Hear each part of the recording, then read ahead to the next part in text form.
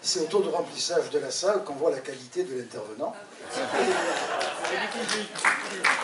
D'ailleurs, ce n'est pas la première fois que Robert Escalier, qui était professeur de géographie à l'Université de Nice, vient nous régaler, puisque en avril 2011, il nous avait déjà fait une conférence sur la Méditerranée. J'essaie de retrouver le titre exact, excusez-moi. Ah oui, la Méditerranée dans la mondialisation, une nouvelle frontière. Et ça s'est vérifié d'ailleurs, puisque vous savez à quel point c'est une interface importante avec tous les flux migratoires qui la traversent et qui pose toute une nouvelle problématique. Alors ce soir, il va nous parler de la Syrie. Hein, la Syrie entre misère et stratégie. Misère, ben, vous la connaissez, cette misère, c'est celle, entre autres, de bombardements qui ont fait plusieurs centaines de milliers de morts. Des bombardements dont les civils sont les principales victimes et qui nous rappellent les heures sombres de la Seconde Guerre mondiale, où les villes étaient systématiquement servies comme, traitées comme des cibles. Et stratégie, celle des grandes puissances, qui est puissance mondiale comme les États-Unis, puissance régionale comme l'Arabie Saoudite, qui essayent de tirer leur épingle du jeu et d'imposer, sans demander leur opinion aux Syriens, une solution à leur vision stratégique.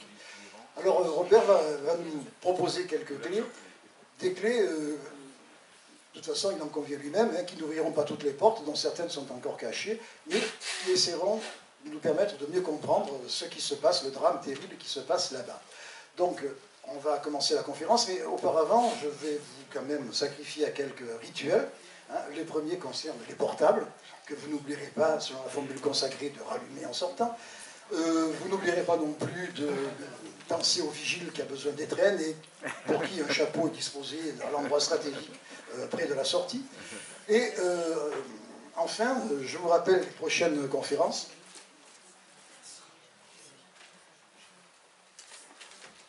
Voilà, alors le jeudi 12 avril, c'est M. Mohamed Belgem qui fait partie du Conseil des imams des Alpes-Maritimes, qui nous parlera d'islam et de démocratie. Et ce jeudi 19 avril, M. Gérard Mordilla, écrivain social, qui va faire une conférence sur écrire et filmer le travail. Je précise que écrivain social, écrire et filmer le travail, ce sont les expressions propres de M. Mordilla, qui a tenu à ce que ce soit libellé ainsi. Je vous souhaite une bonne conférence.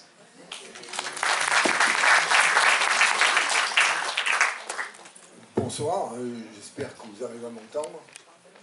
S'il y a de l'écho ou s'il y a un problème, vous n'hésitez pas à intervenir. Alors on avait choisi ce thème il y a longtemps, et comme on vient de le rappeler à l'instant, c'est un thème évidemment d'actualité. Alors je crois que je vais plus poser des questions qu'apporter des réponses, parce que je pense qu'actuellement on est dans une phase d'incertitude assez complexe. Et je ne veux pas ici dire que j'ai la clé de tel ou tel problème, loin de là.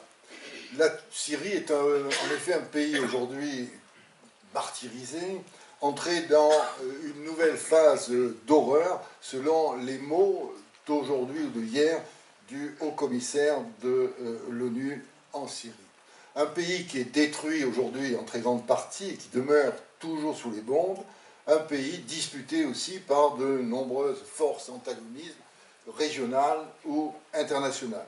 Alors l'objet de mon intervention n'est pas de décrire tous les fronts, dans le détail, les événements, mais d'essayer de comprendre pourquoi le régime politique qui a conduit la société, le peuple syrien dans cette impasse, ne s'est pas effondré comme d'autres dictatures arabes.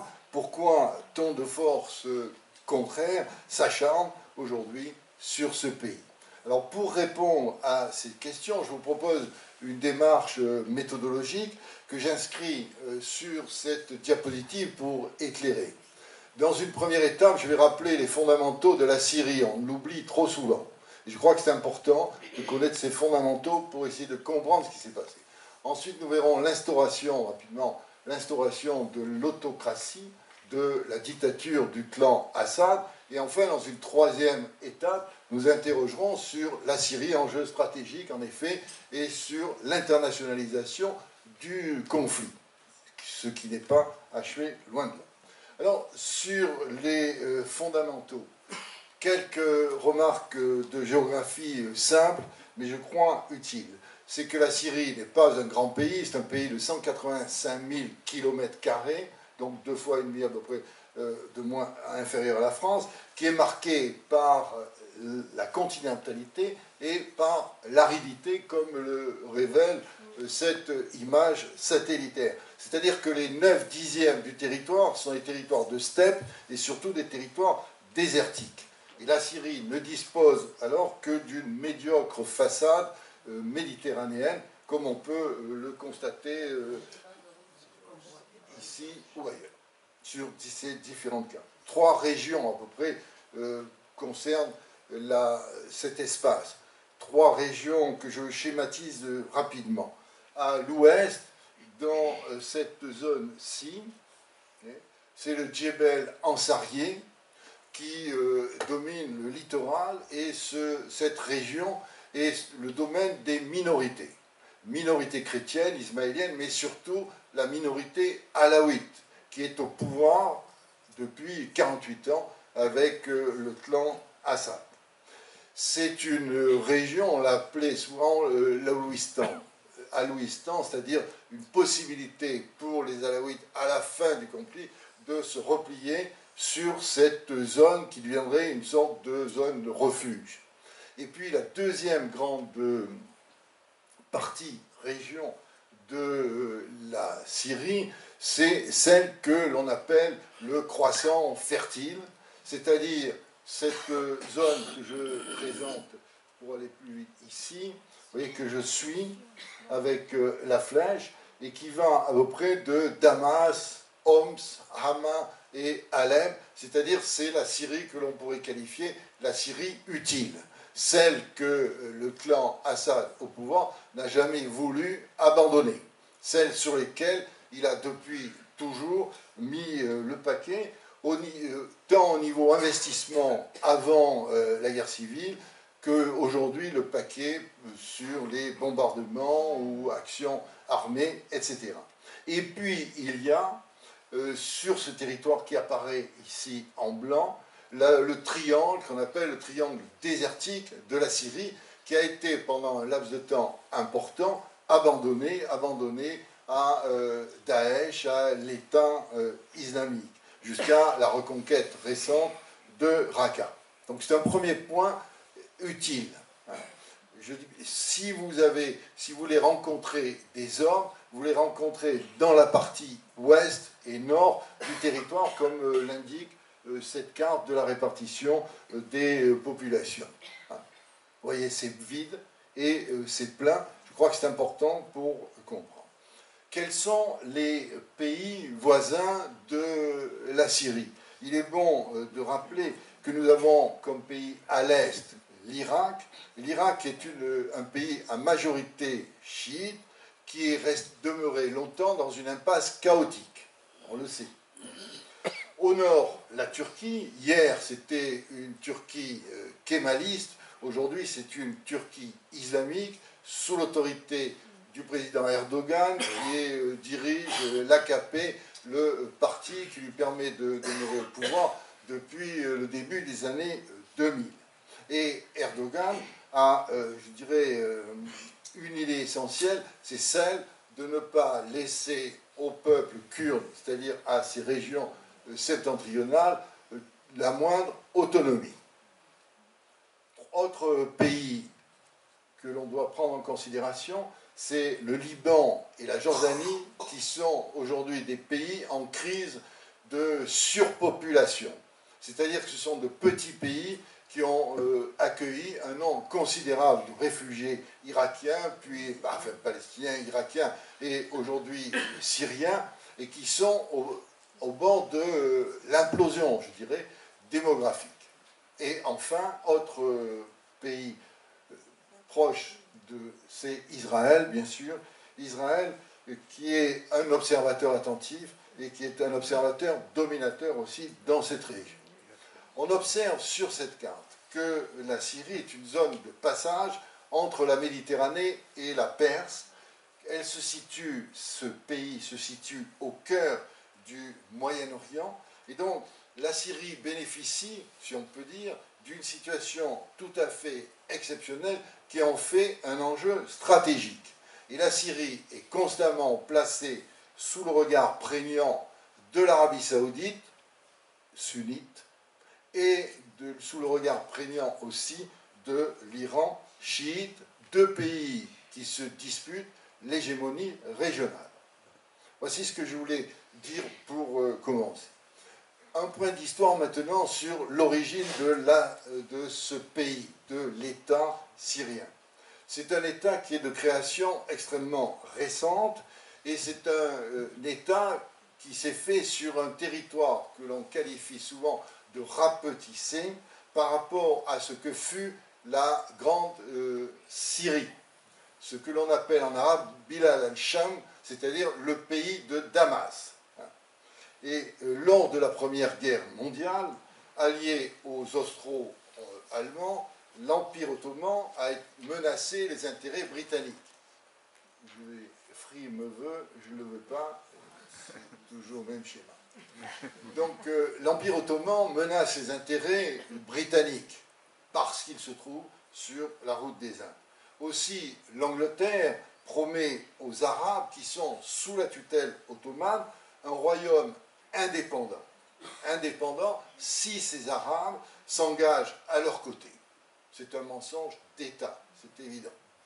Hussein, qui est alors shérif de la Mecque, gardien des lieux saints de l'islam, entre en guerre contre le calife, c'est-à-dire celui qui est son chef, contre le calife, le chef des croyants. Et son fils, Faisal, aux côtés des Anglais, entre victorieux à Damas en 1918, il y a exactement un siècle. On connaît la suite. On connaît la suite. La suite, c'est que les Britanniques, les Français ont compris avant la guerre de 14-18 que l'homme malade de l'Europe était l'Empire ottoman et que cet empire ne survivrait pas à la guerre. Et les Français et les Anglais ont préparé la succession, se partageant le Proche-Orient.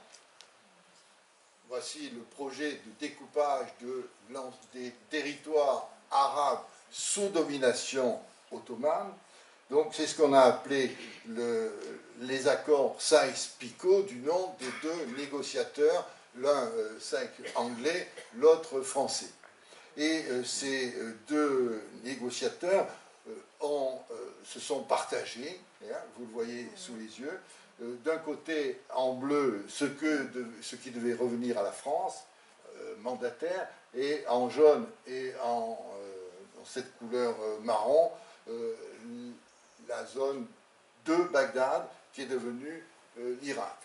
On voit simplement, si je veux préciser, que la France devait posséder un mandat qui couvre Alep, Mossoul, qui étaient deux villes très dynamiques, qui étaient en constante collaboration, en constante connexion. Mais lorsqu'on a découvert du pétrole dans la zone de Mossoul, les Anglais ont dit non, non, non, c'est notre zone, et les Français ont été exclus de cette région, ce qui fait qu'une frontière artificielle est passée entre Alep et Moscou, la frontière de l'Irak et de la Syrie. Donc on est là en 1920, au lendemain de la guerre, à San Remo, tout près d'ici, à cette conférence. La Grande-Bretagne qui a répondu favorablement, il faut le rappeler aussi, à la demande de création d'un foyer national juif, la déclaration de Balfour qui reconnaît cela date de 1917. Les Anglais reçoivent mandat sur l'Irak, sur la Palestine et sur la Transjordanie.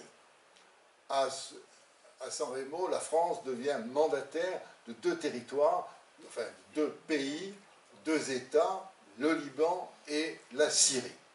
Je dirais que le mandat sur la Syrie ne pouvait pas commencer plus mal pour les Européens, pour les Français et surtout pour les Syriens.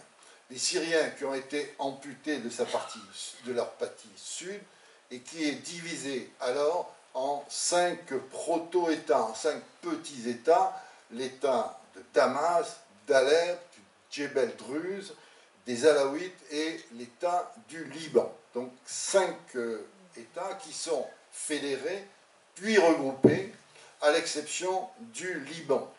Et le Liban connaît alors un sort distinct, il est agrandi, c'est pour ça qu'on parle souvent du Grand Liban, aux dépens de la Syrie. La création du Grand Liban, c'est Beyrouth, c'est les ports, et c'est aussi l'espace de la Beka, la période, l'espace intérieur du Liban. Plusieurs révoltes attestent du mécontentement des populations, mécontentement qui est amplifié lorsque la France, à la veille de la Seconde Guerre mondiale, va céder à la Turquie le Sancak d'Alexandrie. C'est-à-dire toute cette portion, vous voyez, vous suivez là? Toute cette portion est donnée, c'est le Sancak d'Alexandrie, qui est donné alors, à la Turquie. C'est une zone maritime extrêmement riche du nord-ouest, c'est la zone d'Antioche. Donc, on voit tout de suite que l'État syrien, sa création s'inscrit dans un cadre colonial. Et rien alors ne rappelle le processus de formation des États-nations européens. On voit bien l'artificialisation de cette construction. C'est-à-dire que la Syrie, les Syriens, la société syrienne a subi les événements et n'ont jamais admis le rétrécissement de leur espace. Je rappelle que Damas a été la capitale du premier empire arabo-musulman, l'empire des Omeyyades. Bien sûr. Et d'ailleurs, on l'a vu, Daesh, récemment, n'a cessé de mettre le doigt sur cette anomalie initiale et de réclamer l'abolition des frontières entre la Syrie et l'Irak.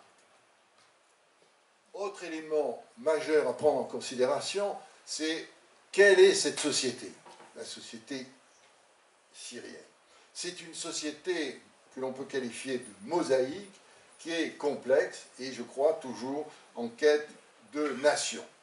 C'est un pays qui a été donc improvisé par la France coloniale et un pays qui pèse ou qui pesait peu. En 1953, c'est-à-dire 10 ans après l'indépendance, un recensement de population donne à la Syrie dénombrement autour de 4 millions d'habitants. 4 millions d'habitants. Aujourd'hui, enfin, à la veille de la guerre civile en 2011, la Syrie, c'est 23 millions d'habitants. C'est-à-dire qu'en demi-siècle, ou disons une soixantaine d'années, la population a été multipliée par 6, ce qui est déjà problématique, hein, bien sûr. Pourquoi, aujourd'hui, une parenthèse, la population de la Syrie n'est estimée qu'autour de 16 à 17 millions de personnes, hein, dans la mesure où 5-6 millions se vivent en dehors du territoire national. La Syrie, en effet, est un pays qui s'est toujours voulu populationniste, nataliste, au rebours de beaucoup d'autres pays. Ce credo populationniste est lié, je crois, produit par l'histoire et qui répond au syndrome de rétrécissement géographique et historique. Un rétrécissement qui a été amplifié lors les guerres israélo-arabes, et notamment lors de la guerre de 1967, lorsque la Syrie perd le plateau du Golan, et qui n'a jamais récupéré depuis. Donc un nombre qui est promu en données stratégiques. On peut dire que nationalisme et démographie vont de pair. La situation est d'autant plus complexe que les populations n'appartiennent pas à une ethnie, n'appartiennent pas à un culte, mais appartiennent à plusieurs ethnies, plusieurs cultes. Et on dénombre en Syrie 11 groupes ethno-culturels différents. 11.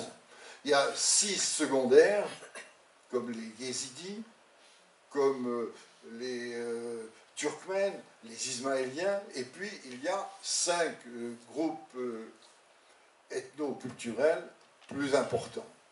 Le premier groupe, en 1953, je crois que ces chiffres il faut les retenir rapidement. Les Arabes sunnites représentent 62% de la population totale. Les chrétiens, 13% à peu près. Les alaouites, autour de 11, quelque chose comme 10, 11%. Les Kurdes ne représentent alors que 6,8% de la population et sont 2 fois plus nombreux que les druides. Aujourd'hui, quelle est la situation? Quand je dis aujourd'hui, il est bien évident qu'on ne connaît pas très précisément les chiffres, et je fais référence plutôt à la situation d'avant 2011, d'avant le début de la guerre civile. Le paysage a sensiblement changé, c'est-à-dire que les Arabes sunnites se retrouvent aujourd'hui majoritaires avec 72% de la population. Arabes sunnites, qui sont sous la domination d'un groupe minoritaire qui se veut aujourd'hui néo-chiite. Vous voyez ce que cela signifie, ce que cela représente.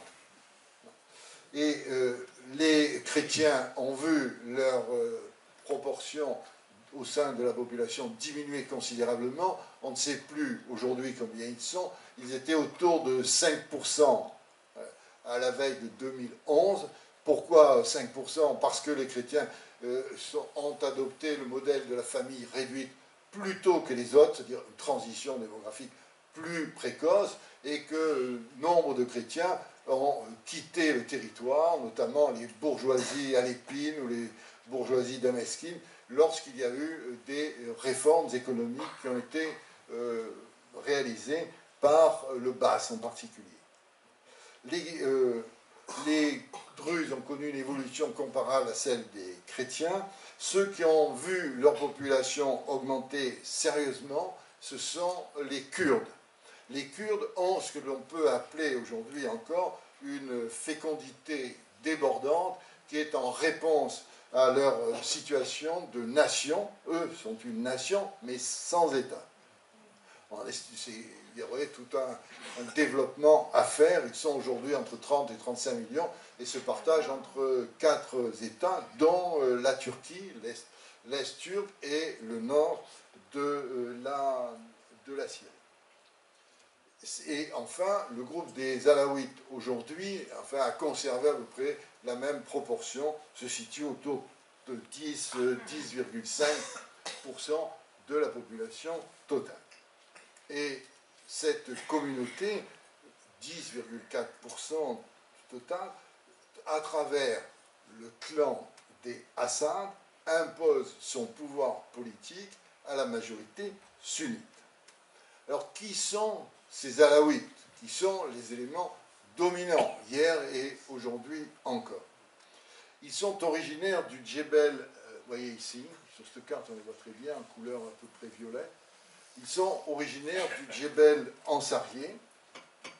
Ils ont une pratique religieuse que l'on peut dire dérivée du chiisme et dérivée de très loin. Si je prends un savant sunnite du XIVe siècle, Ibn Taymiyyah, savant sunnite, les décrit ainsi, je le cite, ce sont des sectateurs de sens caché, plus infidèles que les juifs et les chrétiens, plus infidèles même que bien des idolâtres. Et alors il conclut, contre eux, contre les Alaouites, la guerre sainte est agréable à Dieu. Oui, je crois que ça n'a pas trop changé. Et donc ces Alaouites, longtemps, ont été méprisés, ont été marginalisés, considérés comme des renégats par les autorités ottomanes, ont été ponctionnés par des fonctionnaires avides, et ils se sont, effet de feedback si je puis dire, enrôlés en nombre dans l'armée, et c'est dans l'armée qu'ils ont trouvé leur revanche. Afin de contrebalancer le poids des sunnites, la France, qu'est-ce qu'elle a fait? La France, mandataire, a facilité l'insertion des minorités au sein de ses administrations et surtout au sein de son armée. Elle a favorisé l'entrée des Alaouites au sein des forces armées. Lorsque le parti Baas, c'est le parti laïque qui se veut arabe, quand je dis arabe, pan-arabe, se veut laïque et socialiste. Lorsque le parti cherche à s'imposer en Syrie, c'est auprès des minorités, notamment auprès des Alaouites, des Druzes, des Ismaéliens, mais surtout des Alawis, qu'il rencontre une écoute. Et ce sont des officiers alaouites, baassistes, hein. On disait socialistes alors, hein. On pourrait ajouter communistes peut-être aussi, dont Hafez el-Assad, qui réussissent ces officiers alaouites, le noyautage de l'armée, puis noyautent au-delà la sécurité. En fait, tout l'appareil d'État tombe sous leur contrôle. Et donc, on se trouve dans la situation que les Alaouites, autrefois pauvres montagnards, depuis accèdent aux fonctions de l'État et sont la clientèle privilégiée du gouvernement. Et j'avais retenu une phrase qui était prononcée par un Syrien. Il disait « Même pour un poste d'éboueur, un Alaouite est prioritaire ».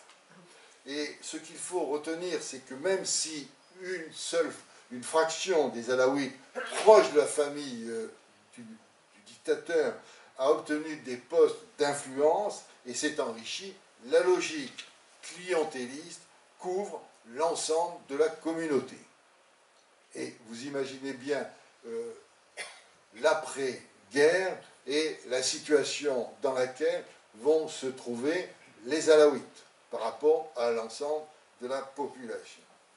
D'autres minorités chrétiennes et druzes ont trouvé dans la stabilité baassiste, ont trouvé une sorte de protection.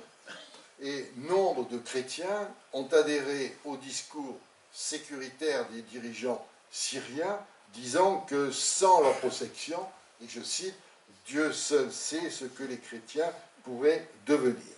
Et je crois qu'on explique ainsi la mansuétude de responsables d'église à l'égard du pouvoir syrien, inquiet de l'installation d'un régime islamique qui est perçu comme une menace. Et en effet, les images des exactions, des assassinats dont sont victimes les chrétiens d'Irak sont dans les têtes de tous les chrétiens de Syrie. Donc des clivages sociaux, ethno-confessionnels, arabes, kurdes, sunnites, minorités religieuses, s'ajoutent des clivages de nature politique entre laïcs et islamiques, et puis des clivages socio-économiques, donc une structure économique différente. Clivage qui explique les difficultés, je crois que c'est important de retenir cela, les difficultés de l'opposition au gouvernement Assad à se structurer et à mettre en place une structure représentative, crédible, susceptible de préparer l'après-Assad. Jusqu'à maintenant, on n'y est véritablement jamais parlé. Voici ce que je voulais vous dire concernant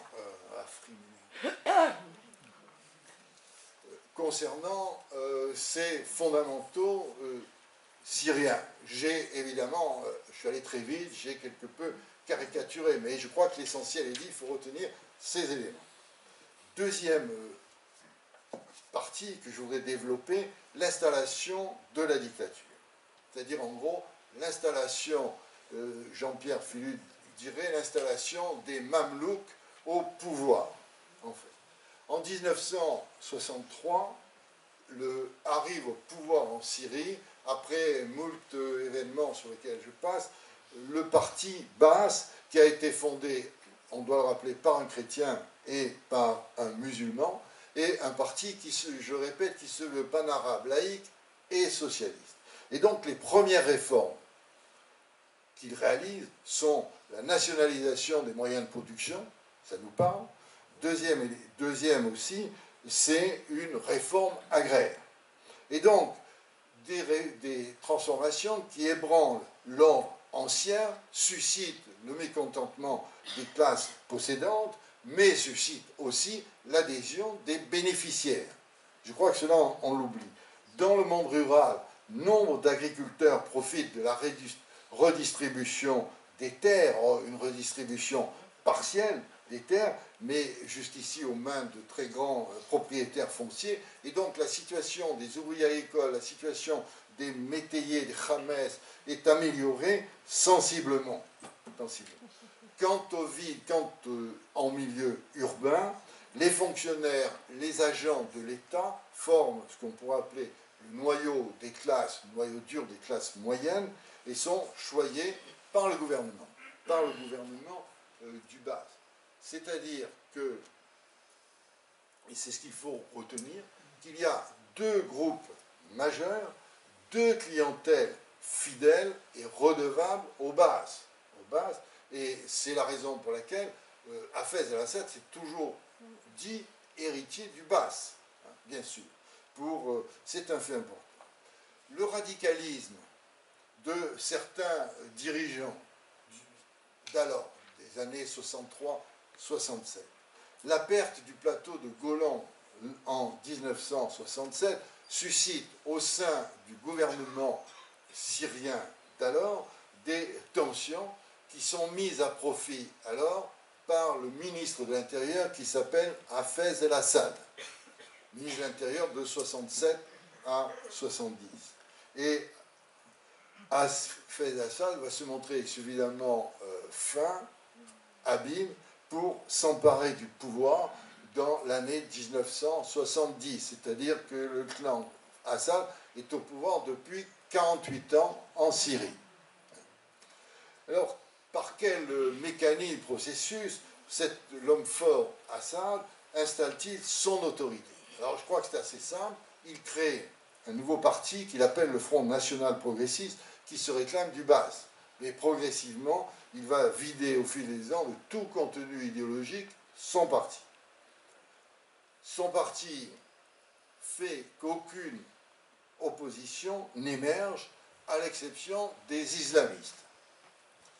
Ce sont les frères musulmans. Mais les frères musulmans vont être débordés par une minorité agissante, dynamique, que l'on appelle l'aile combattante, Talia al-Muqatila. Et en 1982, cette aile combattante proclame la guerre sainte, et sainte contre le gouvernement, et aussi assiège la ville de Hama. Vous voyez Hama, hein? Comment répond le gouvernement à ce siège? Il envoie l'armée, il envoie l'artillerie. On estime qu'il y a entre 15 000 et 30 000, on ne sait pas très précisément, entre 15 000 et 30 000 morts citadins à Hama au cours de ces mois terribles. Et donc le clan Assad montre à ce moment-là ce qu'il est capable d'accomplir jusque dans l'innommable, la barbarie, pour conserver son pouvoir. Et c'est le même clan qui, aujourd'hui, bombarde et gaze le peuple. Le sectarisme des islamistes est exploité naturellement par la propagande gouvernementale et le régime d'Assad, il gagne plusieurs décennies de stabilité, de sécurité à l'aide des forces dites de sécurité, nombreuses et puissantes. Vous en avez entendu parler, c'est les Mukhabarat. Il fait de la Syrie un pays magnifique, pour ceux qui l'ont connu, au riche patrimoine, un pays, je dirais, une société qui apparaît comme stable, mais sinistre. Hafez el-Assad est sinistre. Hafez el-Assad, habile à l'international, s'allie avec l'imam Khomeini au pouvoir en Iran en 1979. Il sait entretenir de bons rapports avec l'Arabie saoudite, qui est hostile alors à Saddam Hussein, son principal ennemi. Les deux gouvernements du Bas sont deux gouvernements opposés, adversaires. Avec l'aide de Moscou, à ce moment-là de l'URSS, la Syrie acquiert un puissant potentiel militaire et dispose en gros d'une armée de 300 000 hommes. En juin 2000, le fils Bachar hérite d'un pouvoir en apparence fort, mais en apparence simplement, car la société est moins apaisée qu'il ne paraît. Et je crois que la fin de Assad père et l'arrivée du fils représente une étape assez importante. Pourquoi? Avec l'héritier, l'ouverture politique attendue ne se produit pas. Mais il y a une ouverture économique. L'ouverture l'infita, comme on disait alors, qui contraste. L'infita, l'ouverture économique, ça signifie quoi? Ça signifie la privatisation des banques. Ça signifie l'ouverture du capital privé au capital privé et international. C'est la dynamisation de zones franches et c'est l'affairisme, la corruption, l'enrichissement des affairistes. Et ce qu'il faut bien retenir alors, c'est que les régions périphériques, celles qui n'appartiennent pas à ce croissant fertile Damas, Homs, Hama, Alep, sont négligées. Les territoires agricoles, les groupes sociaux dépendant de la distribution rentière de l'État, c'est-à-dire les ouvriers, les fonctionnaires, sont oubliés. Et à partir de cette période, les inégalités sociales deviennent, dans l'ensemble de la Syrie, deviennent béantes. Or, depuis toujours, le régime légitime, sa dictature légitime, son despotisme, en se présentant à la fois comme le garant de l'unité nationale, on joue sur les différences ethno-confessionnelles, mais aussi en se présentant comme le garant du progrès économique et de la promotion sociale, c'est-à-dire protecteur de ces différentes clientèles du base. Or, cela ne fonctionne plus. Pourquoi ça ne fonctionne plus? Parce qu'il y a une polarisation de l'investissement, des investissements privés notamment, sur la Syrie utile, c'est-à-dire Damas, Homs essentiellement, et Alep, ce qui aggrave les déséquilibres régionaux et marginalise progressivement les zones périphériques. Et je voudrais rappeler que la révolte anti-Assad est partie d'une zone périphérique, la région du Oran, la ville de Dera. Vous pouvez la repérer ici, sur la carte, ici. Ah, je perds ma flèche et je m'en excuse. Ah, je vais la retrouver. Bon, vous l'avez repéré. Hein. Je crois que c'est important de le souligner. La libéralisation de l'économie affaiblit la situation des agents de l'État et donc va nourrir un mécontentement social très important. D'autant plus que des sacrifices sont demandés, comme dans d'autres pays bien sûr, aux classes moyennes, alors que la dérive patrimoniale du régime est manifeste. Et on assiste alors à un enrichissement ravageur, je dirais, des Maklouf, qui appartiennent au clan des Assad, c'est les cousins du président, et à l'enrichissement aussi des Akhlas, qui sont la famille, qui représente la famille de la femme de Bachar. Et dernier point non négligeable, je crois qu'il mérite d'être rappelé, c'est que les institutions chiites, qui sont essentiellement des institutions iraniennes en Syrie, bénéficient d'une liberté relative, tandis que leurs équivalents sunnites sont toujours soumis à un contrôle étouffant. Alors pour contrebalancer cela, comme son père, Bachar el-Assad se tourne vers l'extérieur, vers l'international. Et le régime recherche là des succès internationaux, se veut Bachar el-Assad le défenseur des Palestiniens, le soutien du Hamas, Gaza, le soutien du Hezbollah, se veut l'ami des monarchies du Golfe pour leur appui financier, se veut l'ami des Russes pour leur soutien militaire, des Iraniens pour une alliance géopolitique. Toutefois, il y a un hic dans cela, c'est l'assassinat du Premier ministre libanais en 2005, qui représente quand même une coupure assez nette dans ce domaine et qui met la Syrie sous pression internationale et dans une situation extrêmement délicate, ce qui l'entraîne aussi à retirer ses troupes qui étaient au Liban depuis une trentaine d'années.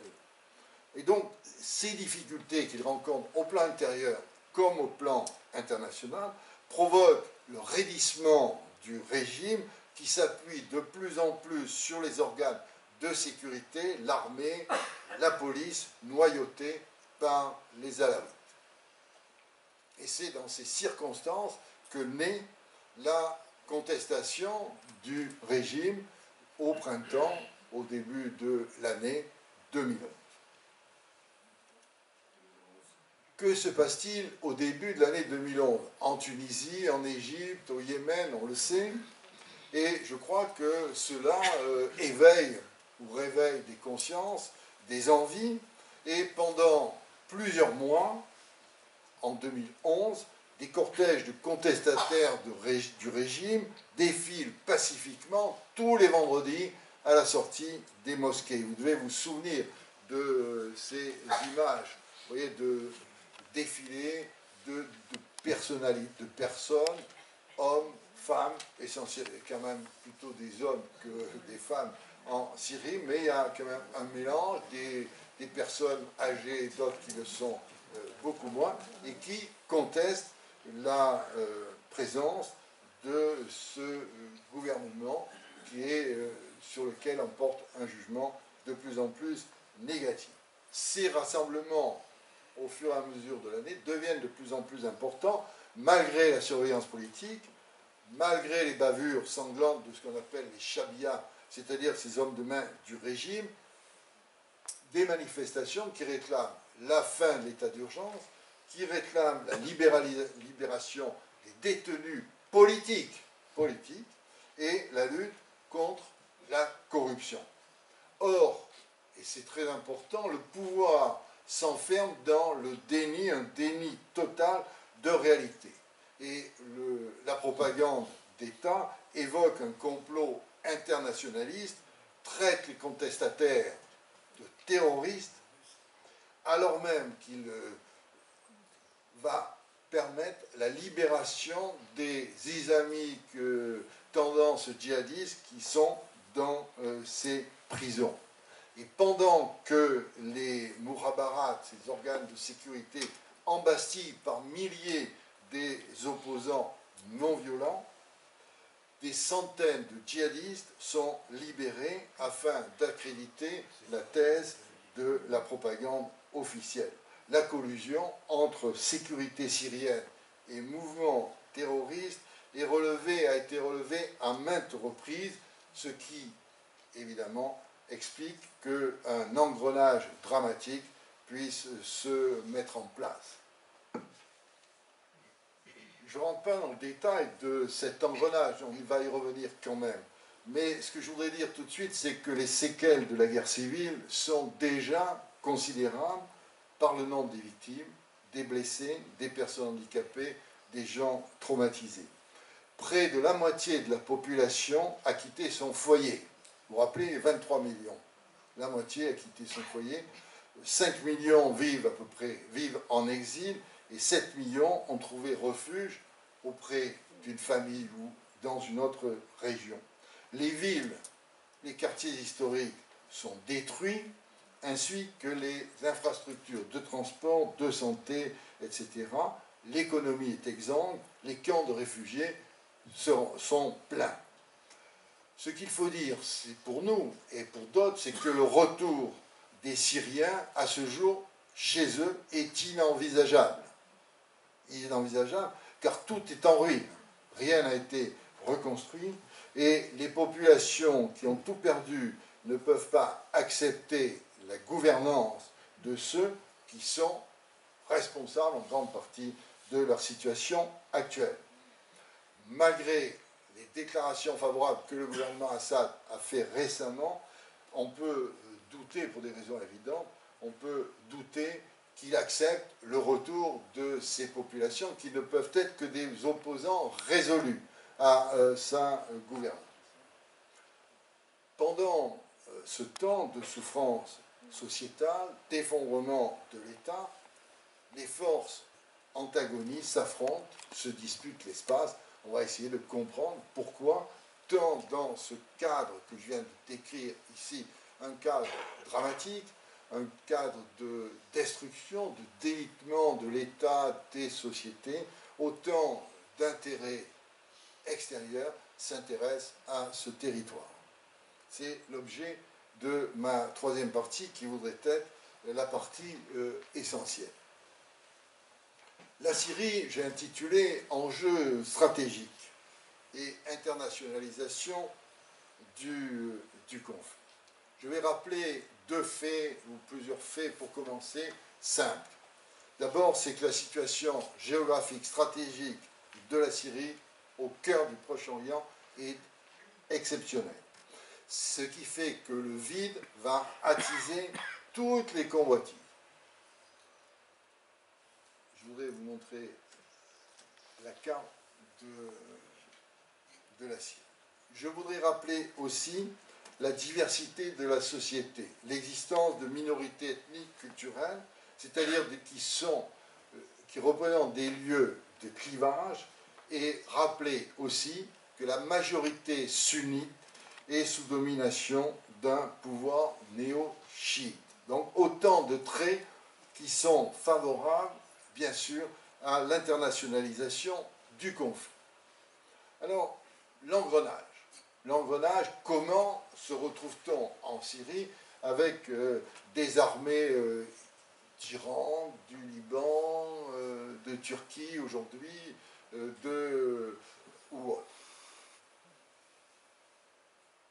Le régime d'Assad refuse toute ouverture démocratique et très tôt agite l'épouvantail Al-Qaïda aux dépens de l'opposition politique, et cela tout en collaborant avec les réseaux djihadistes. Je voudrais citer ici un auteur, Jean-Pierre Filiu, qui vient de sortir un bouquin après d'autres encore, et qui décrit Bachar el-Assad ainsi.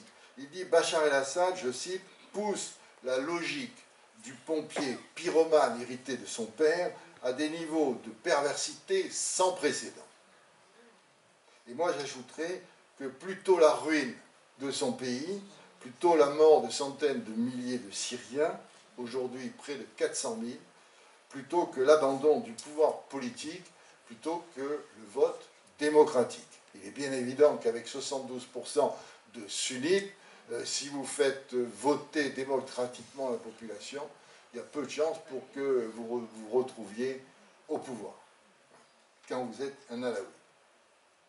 En 2011, pendant que les familles syriennes manifestent pacifiquement, les forces dites de sécurité emprisonnent, torturent, violent, il y a des études qui montrent très bien l'utilisation du viol en ce domaine, tuent, et en même temps libèrent, je l'ai déjà dit, djihadistes et on pourrait ajouter criminels.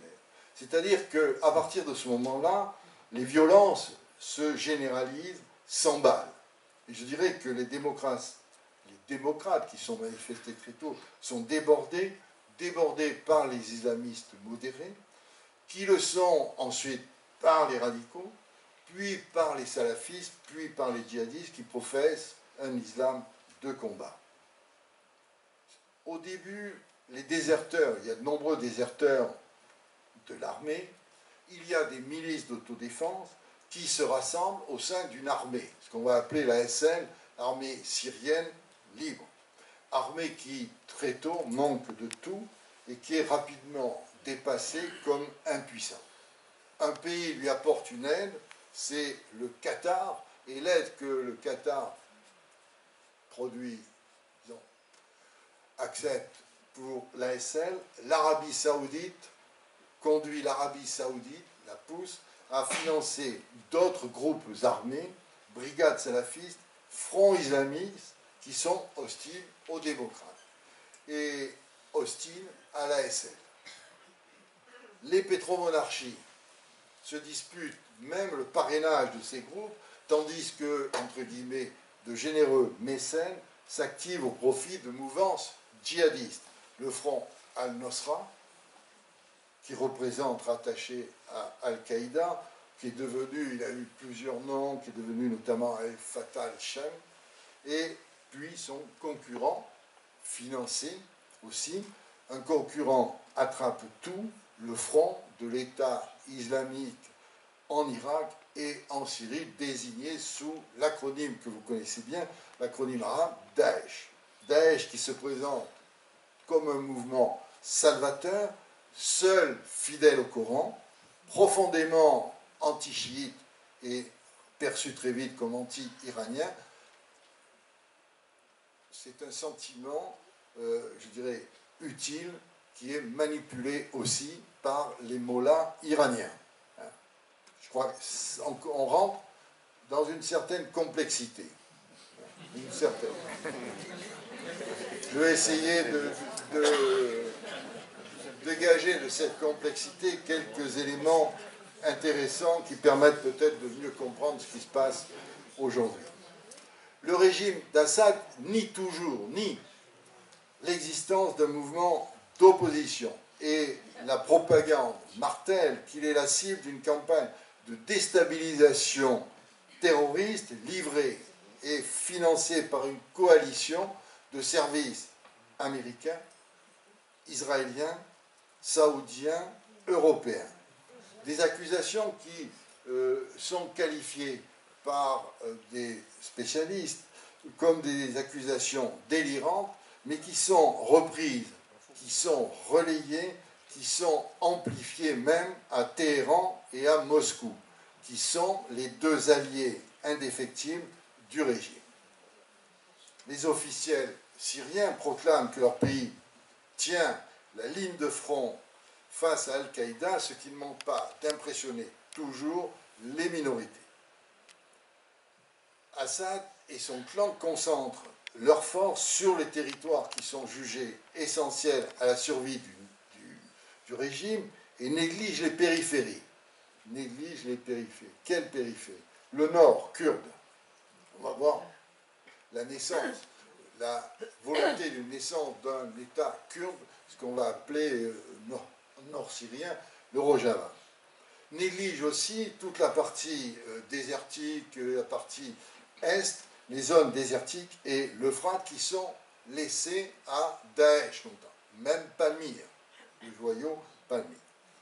Les Occidentaux, depuis Juppé, Hollande et d'autres, et évidemment les Américains et d'autres encore, exhortent sans succès Bachar el-Assad à quitter le pouvoir et justifient leur refus d'armer l'opposition syrienne, la guérilla, la rébellion, la SN notamment, par la crainte d'un détournement des armes au profit des djihadistes, bien sûr. Aussi, Baghdadi, vous vous souvenez de Baghdadi, peut proclamer en 2013 à Raqqa, capitale de l'État islamique en Irak et en Syrie, et peut même annoncer un an plus tard, en 2014, la restauration d'un prétendu califat depuis Mossoul. Ce qui est important de retenir, c'est que la prophétie d'Assad se réalise. Envoyer des terroristes, des criminels, etc. Les guerres éclatent en Syrie de partout sur le territoire. L'armée contre l'ASL, les djihadistes qui combattent l'ASL, le Daesh et Al-Nosra qui se combattent, qui s'affrontent violemment, on peut dire qu'on est dans une logique de vendetta. Maître du ciel, c'est très important, les avions du gouvernement de Bachar el-Assad, les avions, évidemment, bombardent, larguent sur les zones dissidentes, les barils de poudre, première image en haut à gauche, vous voyez ces barils de poudre ici, qui sont envoyés sur la ville, les villes, des barils de poudre et de ferraille, qui font d'énormes dégâts. D'énormes dégâts. En 2013, le despote syrien, si je puis dire, pilonne déjà les banlieues rebelles de Damas, pilonne déjà la Rota, et envoie, et c'est un fait très majeur, si on veut, envoie du gaz sarin mortel sur les populations. Et en quelques heures, en quelques jours, plus de 1400 personnes dans la Rota, dans une partie de la Ghouta sont victimes du gaz sarin, sont assassinés. C'est-à-dire que la ligne rouge des Occidentaux est franchie. On s'en souvient. Est franchie. Les USA, les USA et Obama cautionnent alors avec les Russes un accord, vous vous en souvenez, un accord de démantèlement de l'arsenal chimique d'Assad. C'est-à-dire que, en quelque sorte, Assad est réhabilité plutôt que mis au banc pour crimes contre l'humanité. Et cette non-intervention, parce qu'on sait, on attendait de la part des Occidentaux une riposte immédiate, qui n'a pas eu lieu.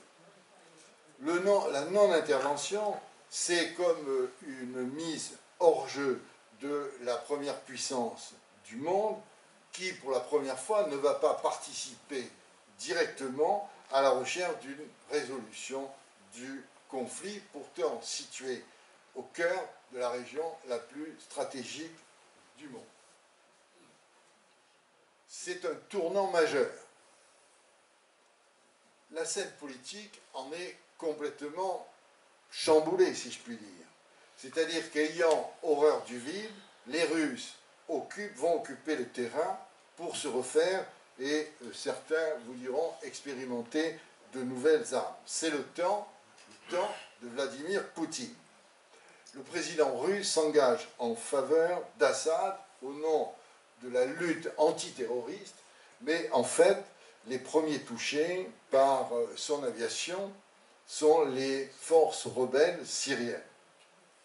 Tartus, la base navale, est réactivée. Voilà un exemple ici.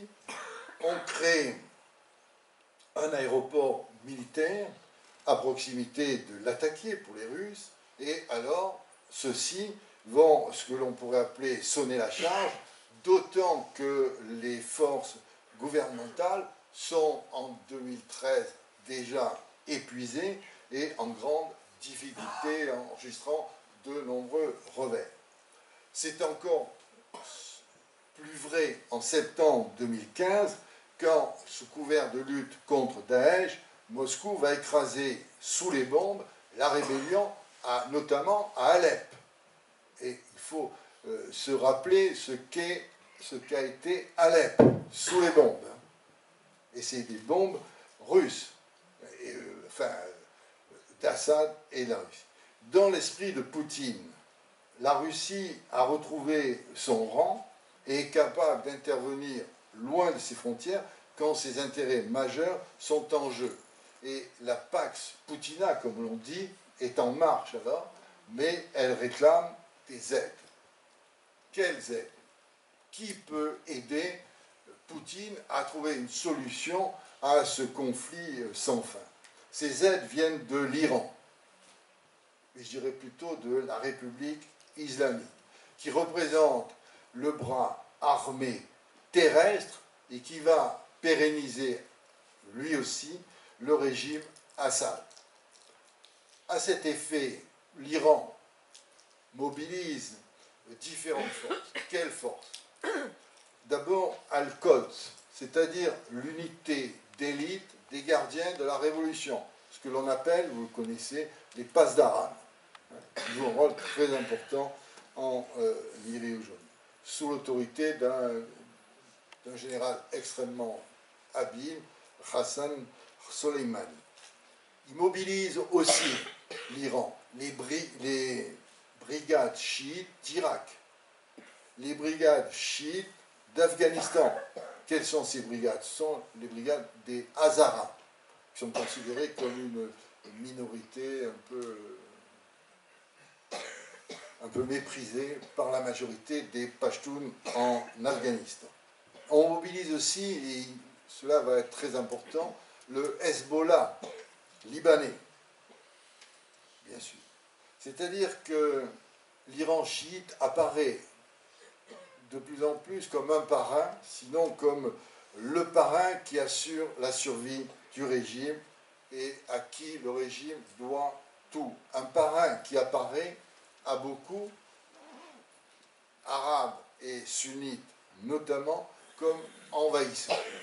Et en effet, l'Iran est en train de profiler ce que l'on appelle un corridor chiite, ce que d'autres appellent un croissant chiite, qui va depuis Téhéran jusqu'à la Méditerranée, c'est-à-dire un espace sous influence iranienne, perse, ce que n'avait jamais réussi à son époque le grand, si on s'en souvient, le grand Darius. Et alors, ce mécanisme affole qui? Je crois que ceux qui sont le plus inquiets sont d'une part l'Arabie saoudite et ses alliés du Golfe, Israël qui ne peut admettre des forces iraniennes à ses frontières, les États-Unis, bien sûr, présents auprès des forces démocratiques syriennes qui ont été ces forces victorieuses essentiellement de l'État islamique à Raqqa récemment. Et l'on retrouve alors de part et d'autre, je vais essayer de vous le préciser, ou ici, là on va mieux en prendre conscience. Vous avez la carte de la Syrie. Et aujourd'hui, de part et d'autre du fleuve Euphrate, vous voyez l'Euphrate, on le suit ici, le lac Assad, je ne sais pas s'il va garder longtemps ce nom. Et de part et d'autre, on rencontre des forces qui ont lutté ensemble contre Daesh, mais aujourd'hui Daesh étant au plan terrestre, enfin au plan spatial éliminé, se retrouvent face à face. Des forces démocratiques syriennes soutenues par les Américains et en face, on trouve les forces du régime syrien soutenues par l'Iran et par les Russes, des Russes qui sont jugés par les acteurs plus pragmatiques et qui commencent, semble-t-il, à se demander comment ils vont sortir de cette galère dans laquelle ils se sont mis. Autre point majeur sur lequel il faut réfléchir, autre point de complexité, c'est la reconnaissance de l'autonomie des territoires kurdes, mixtes parfois, qui sont sous le contrôle des forces démocratiques syriennes. Les Russes ne sont pas opposés, semble-t-il actuellement, à une solution post-guerre, une solution de type fédéral, c'est-à-dire où il y aurait des États avec une certaine autonomie et puis un gouvernement central. Par contre, si les Russes ne sont pas opposés à cette solution, il n'en est pas de même pour la Turquie. Il n'en est pas de même pour la Turquie, pour Erdogan. Erdogan qui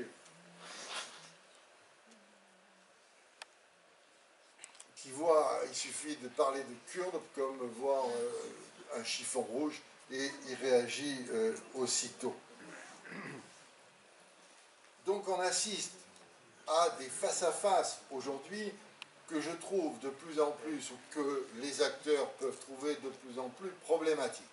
Et il y a peu, par exemple, un journal évoquait, peut-être d'une façon exagérée, retour à la guerre froide entre Russes et Américains, qui considérait, le journaliste, qu'avec l'aide de l'Iran et de la Turquie, la Russie était en passe de gagner la guerre, de fixer un pouvoir alaouite à sa botte aux grandes dames des Américains. Des Américains qui n'acceptent pas une série avec Assad, qui serait, parce qu'elle serait trop dépendante des Russes et des Iraniens, et des Américains qui favorisent les forces démocratiques syriennes à encadrement kurde, et qui sont les seuls capables de résister à l'avancée des militaires syriens et de leurs alliés, ce qui, évidemment, entretient le mécontentement des Turcs. d'Erdogan. D'accord? Vous pouvez le répéter, s'il vous plaît? Oui, oui. On va le répéter plus tard. Mais ce que je veux dire, c'est que les Américains, non, soutiennent les forces démocratiques syriennes à encadrement kurde. D'accord? Et comment? Encadrement féminin. Où il y a, bien sûr, on montre souvent un encadrement féminin, une laïcité, bien sûr, je suis d'accord avec ce que vous dites. Mais cela crée auprès des Turcs un mécontentement évident.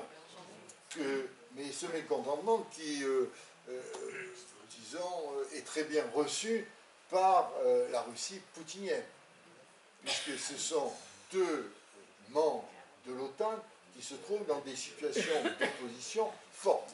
Et je dis des situations d'opposition fortes, car en janvier de cette année, en janvier 2018, une offensive terrestre et même aérienne dans le nord syrien a été lancée par la Turquie, qui a ouvert dans cet espace syrien un nouveau front, comme s'il en manquait un encore, un nouveau front, malgré l'avis défavorable de Moscou, qui a cependant laissé faire. On est là. C'est l'opération Rameau d'Olivier. C'est un nom provocateur, bien sûr, dans la région d'Afrin. Afrin qui se situe dans cette partie méridionale que je vais vous montrer ici. Vous voyez, Afrin se situe dans l'extrême nord-ouest de la Syrie. C'est un canton kurde qui se trouve à la frontière de la Turquie, bien sûr. L'opération a pour un objectif, c'est d'empêcher la constitution d'un espace aux mains des Kurdes, d'empêcher la constitution du Rojava. Le canton d'Afrin, aujourd'hui, est contrôlé par des milices kurdes. Alors, je vais rentrer, si vous voulez, dans une certaine complexité. Mais c'est la fin et je peux me le permettre. Le canton d'Afrin est contrôlé actuellement entre les mains des milices kurdes de ce que l'on appelle des unités de protection du peuple, qui sont liées, unités de protection du peuple, qui sont liées au PKK, c'est-à-dire au Parti des travailleurs du Kurdistan en Turquie.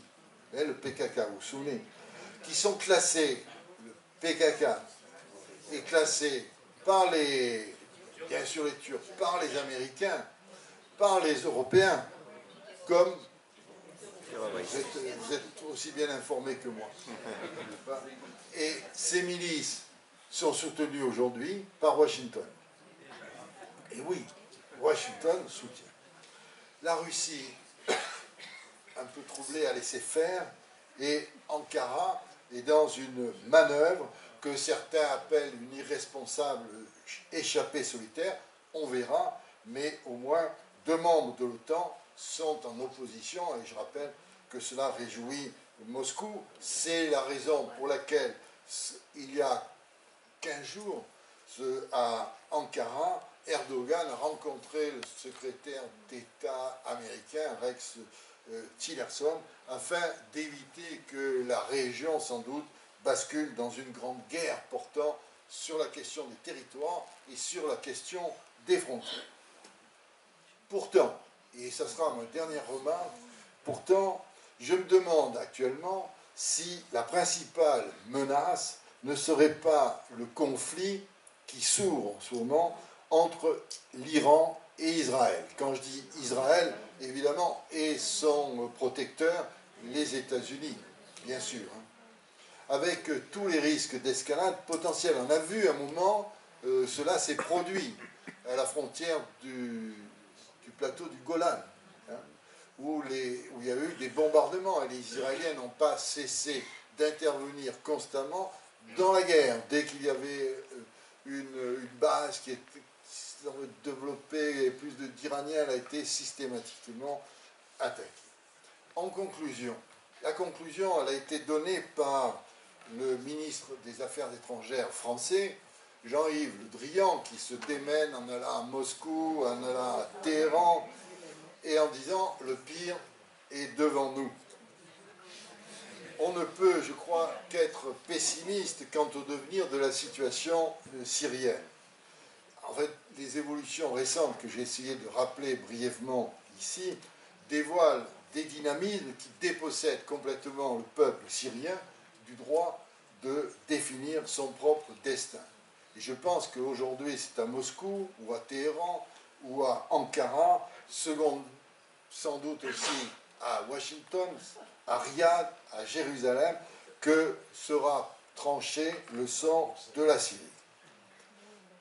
Toutefois, je ferai une remarque en disant que les acquis aujourd'hui des Russes, les acquis des Iraniens me paraissent quand même suffisamment solides, trop importants pour que ceci ne soit pas, comme on dirait en langue diplomatique, ne soit pas stabilisé.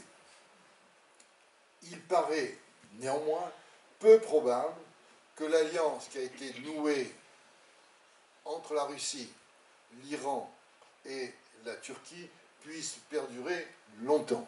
Les Russes et les Iraniens, ça n'a jamais tellement fonctionné, et on le sait dans l'histoire. J'ajouterai que les Kurdes, qui ont joué un rôle essentiel dans l'élimination, l'éradication de Daesh, je dirais spatialement, je ne dis pas ailleurs, je ne veux pas dire que Daesh a disparu des réseaux, loin de là, mais je dis spatialement, paraissent déjà écartés, même s'ils ont été, je le répète, les principaux artisans de cette défaite. Et la question kurde est loin d'être réglée. Elle ne l'est pas, en fait. Le Conseil de sécurité, dernière remarque, a voté récemment à l'unanimité une trêve. On sait tous les jours qu'elle n'est pas respectée, même si elle a été défendue par la Russie. Et les bombes continuent de tomber sur les enclaves ce que certains appellent des résistants, d'autres des rebelles, et aujourd'hui la Ghouta. La Ghouta, c'est la banlieue de Damas. La Ghouta, c'était l'oasis, c'était la verdure, c'était le lieu de repos, de détente des gens de Damas il y a encore peu. Quand je dis une palmeraie, c'est la palmeraie de Noyer. Il fait froid, on est à l'intérieur, c'est pas les dates, c'est pas de nous. Néanmoins, on constate que les mêmes arguments sont repris aujourd'hui. On est dans un cercle vicieux, on n'en sort pas. C'est-à-dire qu'aujourd'hui, on est en train de justifier certaines opérations dramatiques parce que il y aurait des djihadistes dans un coin. Des djihadistes, c'est vrai qu'il y en a, bien sûr, ils sont là, on pourrait donner là. On les estime à 10 000 pour certains groupes, à 8 000 dans d'autres, et qui de temps en temps envoient des missiles sur Damas, en faisant des victimes. Mais cela ne justifie absolument pas ce qui se prépare aujourd'hui, c'est-à-dire un nouvel Alep. C'est-à-dire que l'armée syrienne, tous ceux qui ferment la Ghouta, ferment ces villes, 400 000 habitants, et bombardent des gens qui ne sont pas alimentés. Je regardais récemment les informations précises, concernant l'alimentation. Rien ne parvient, ou très peu ne parvient à ces populations dont on se demande comment elles survivent. Donc l'espoir d'émancipation d'une Syrie libre, démocratique, demeure, de mon point de vue, pour l'instant, du domaine de l'utopie. Merci pour votre écoute.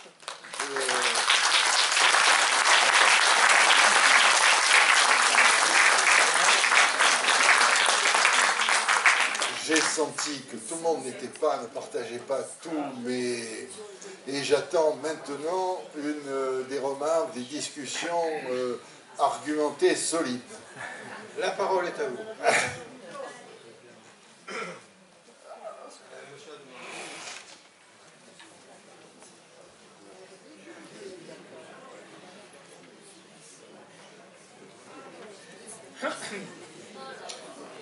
Merci pour cette conférence. Ça date de quand la présence, s'il y a présence des services secrets français en Syrie et le degré de participation? Merci. Moi, j'allais dire depuis toujours. Hein. Bien sûr, c'est un espace qui est dans notre familiarité diplomatique et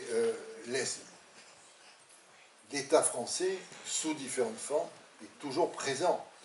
Aujourd'hui, il n'a plus de mandat, mais il est bien évident qu'il y a des intérêts, bien sûr, et que ces intérêts sont défendus sous telle ou telle forme. Lorsque Sarkozy invite Bachar el-Assad pour un 14 juillet, c'est pas pour se faire plaisir, je pense que c'est pour défendre un certain nombre d'intérêts, même si cela a paru quand même à beaucoup de personnes qui connaissent la situation en Syrie comme quand même un mini-scandale, hein, cette présence.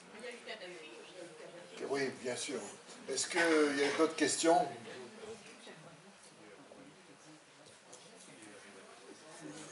Oui, je crois qu'il y a un facteur pour le futur de la Syrie, vous allez me dire ce que vous en pensez, mais je crois qu'il y a un facteur qui est important, c'est la durée.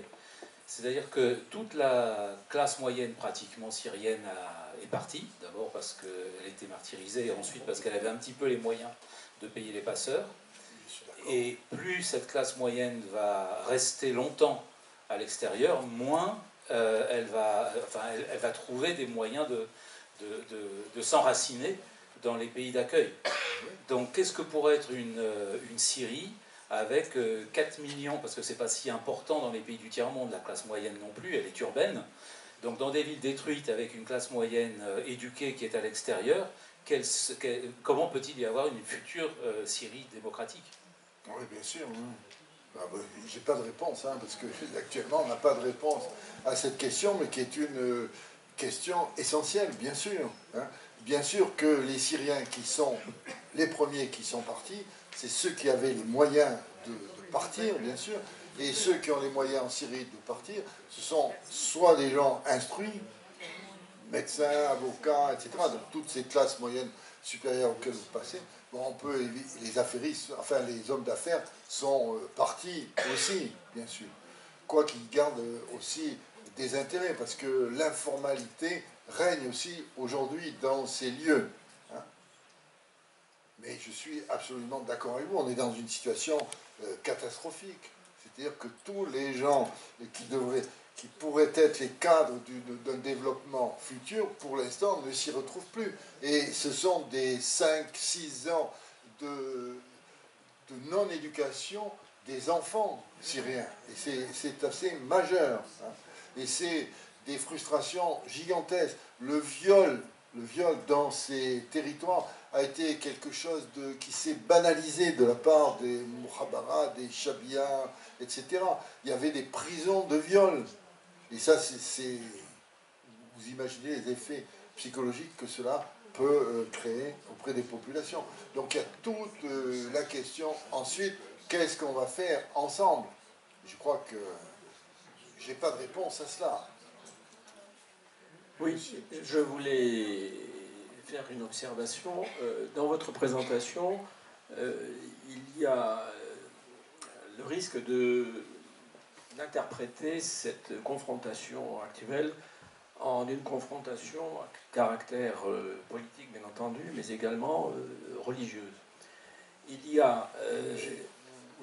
Voilà. Non, ce que je voulais simplement dire, c'est que dans les mouvements d'opposition, notamment ceux qui sont à l'étranger, qui ont essayé de négocier dans le cadre des Nations Unies et qui ont refusé d'aller à Sochi, il y a des représentants de toutes les confessions. Il y a une opposition alaouite qui a été fortement brimée dès le début, et il y a des représentants alaouites à l'étranger qui contestent formellement l'origine d'Assad depuis fort longtemps.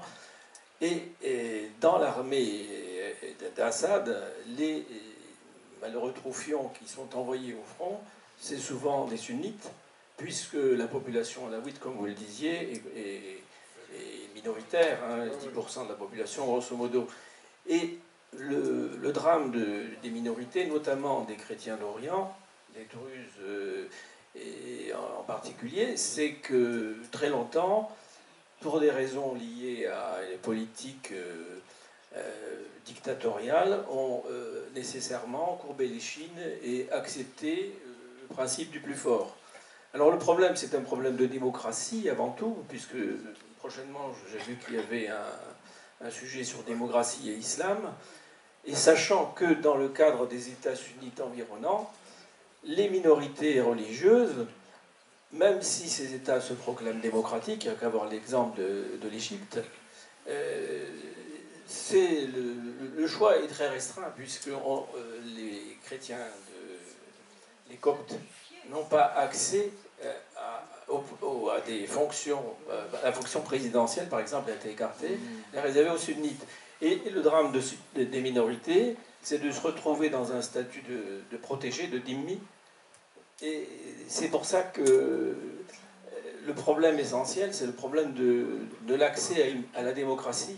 Or, c'est dans ces régions-là qui sont enflammées par des principes politiques extrêmement caricaturaux, hein, puisque c'est des conflits, les grands conflits qui remontent à la conquête musulmane entre les chiites, parce que ça, c'est récurrent, hein, fait qu'on développe.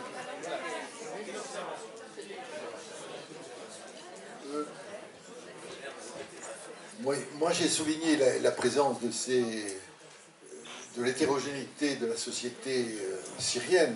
J'ai parlé de ces minorités et de la majorité sunnite, mais sans insister sur le point du religieux dans le déroulement actuel des conflits. Je pense qu'il faut à la fois ne pas le minorer, mais ne pas non plus exagérer. Aujourd'hui, on a tendance à évoquer que la Syrie serait un terrain de jeu pour l'opposition entre sunnites et chiites. Hein. Moi, je pense que derrière les chiites se cache une volonté hégémonique iranienne.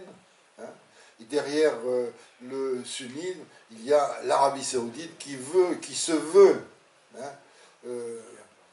aussi hégémonique que l'autre. Et ils sont dans une discussion. On n'a qu'à voir ce qui se passe aujourd'hui au Yémen, qu'on a complètement oublié, et qui est... Voilà, je crois que ça résume assez bien ce que je voulais dire concernant le Yémen. Donc il ne faut pas exagérer. Moi, je pense que vous verrez avec démocratie et islamisme, je pense qu'on a manqué des tournants. On a manqué des tournants permanents. Je prends un tournant qui est évident, qui a été loupé par de la faute des Américains, c'est le tournant en Iran. En Iran, on se retrouve en 79 avec un nouvel homme fort, l'imam Khomeini, etc. Mais quelques 20 ans auparavant, les Américains ont tout fait pour remettre à la place le Shah et jeter celui qui se présentait comme un réformateur, mais qui mettait la religion aussi à l'extérieur, de côté, qui se voulait laïque. Et là, on l'a loupé, cela. Le Bas, c'est un parti qui se voulait laïque, pan-arabe et socialiste, qui avait mis aussi la religion de côté. Deux personnes de deux cultes différents s'étaient rassemblées, avaient noué leurs efforts pour créer ce parti qui se voulait laïque. Moi, je pense que c'est une succession d'échecs. Mais à l'échec que je dis ici, il y a des échecs économiques aussi qu'il ne faut pas oublier. L'échec économique. Et l'échec économique fait qu'aujourd'hui, il y a des masses de jeunes qui se retrouvent sans emploi, sans avenir, sans rien, et qui sont alors manipulés d'une façon éhontée par ce qu'on appelait les sectateurs dans le temps, mais qui sont les représentants de ces groupes islamiques, djihadistes, etc. Lisez aujourd'hui, il suffit de lire quelques biographies de gens qui ont été en Syrie, qui ont été manipulés pour s'apercevoir de cela. En fait, on est dans des domaines de manipulation. Mais j'ai pas de réponse pour la suite. Peut-être deux questions. Oui. deux questions. La première, c'est comment est-ce que vous pouvez expliquer le revirement de la politique française? Comment expliquer le revirement de la politique française où Fabius, par exemple, où on a armé un certain nombre de groupes djihadistes et disant ces djihadistes font du bon boulot, ministre des Affaires étrangères de la France. Et donc, première question, comment expliquer ce revirement aujourd'hui, puisqu'on est prêt à aller rechercher auprès des Russes, tout ça, de pouvoir essayer d'entrer dans la diplomatie où on a été exclu totalement. Et deuxièmement, comment expliquer que sans mandat de l'ONU, aussi bien en Irak qu'en Syrie ou au Yémen, on bombarde des populations sans principe, plus aucun? Moi, sur la question que vous évoquez, je ne suis pas moi dans les secrets de la diplomatie française. Hein. Là, vous me dites qu'ils ont financé des groupes djihadistes. Et l'Arabie Saoudite, quand même. Ah, mais oui, non, ça c'est. Moi, là, pour la réponse sur la France et tout, moi je pense qu'au début, les Français ont. Enfin, c'est Juppé qui est ministre des Affaires étrangères à un moment, lorsque la guerre de Syrie éclate, enfin, cette guerre civile éclate, et Juppé a pour ambition d'écarter Assad. Pour lui, c'est la solution. Le cynisme de l'État, le cynisme du politique, fait qu'aujourd'hui, il faut prendre en considération le fait que Assad est toujours en place. C'est ça. Moi, je pense que s'il y a revirement, c'est cela. C'est-à-dire que on veut se débarrasser de ce qui est d'une personne qui devrait se retrouver devant un tribunal international et qui se retrouve toujours au pouvoir. Or, qu'est-ce qu'on fait? La réponse, elle est là. Moi, je suis assez d'accord avec ce qu'exprime Hubert Védrine plusieurs fois. C'est-à-dire, il y a d'un côté la morale, bien sûr, et de l'autre côté, il y a le politique. Alors là, on est dans deux mondes quand même assez différents. Si vous me parlez des djihadistes, alors là, les djihadistes, ils ont été financés par de très nombreux acteurs du politique, mais aussi des acteurs qui se trouvaient hors du politique, qui étaient dans le domaine du religieux. Par exemple, comment comprendre que l'Arabie Saoudite, puisse l'État financer tel groupe, et surtout que d'autres personnes saoudiennes enrichies par le pétrole, des princes et tout, puissent financer des groupes djihadistes qui eux-mêmes n'ont comme but en définitive, au point politique dans l'Arabie Saoudite, que de jeter le pouvoir des Saouds. On est dans des multiples contradictions. Je ne vais pas vous dire pourquoi les Russes interviennent. Je ne comprends pas bien la politique de Poutine concernant la Syrie. Ils ont une base militaire à Tartous, ils peuvent en créer une autre, mais ensuite s'investir comme il le fait, avec des moyens financiers aussi réduits, que ça m'étonne. De même, la sortie des États-Unis par Obama, qui bombe pas, peut étonner aussi. Et il est bien évident, cyniquement, que les Américains disent, bon, on ne va pas intervenir massivement, on ne va pas être celui qui va régir cela, mais ils sont toujours présents, et sous des formes multiples.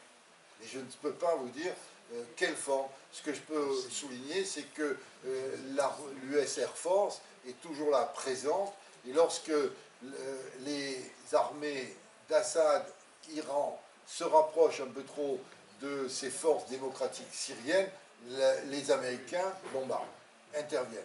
Mais est-ce que les Américains ne vont pas se trouver dans une situation ingérable aussi, puisqu'ils soutiennent le principal ennemi de leur ami turc?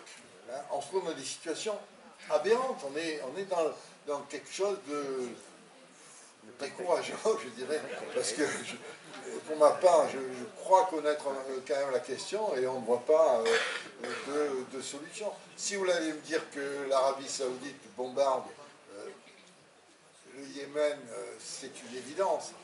Que les Israéliens interviennent pour bombarder ailleurs, c'est une évidence aussi. Tout le monde dans cette affaire. Moi, je ne vois pas de mouvement extrêmement pur dans tout cet ensemble. Actuellement, les Kurdes reçoivent à Afrin les aides d'Assad. Alors, on est là dans des contradictions multiples. Voilà, j'espère que je ne vous ai pas découragé. Bien sûr, oui, bien sûr. Merci pour votre écoute.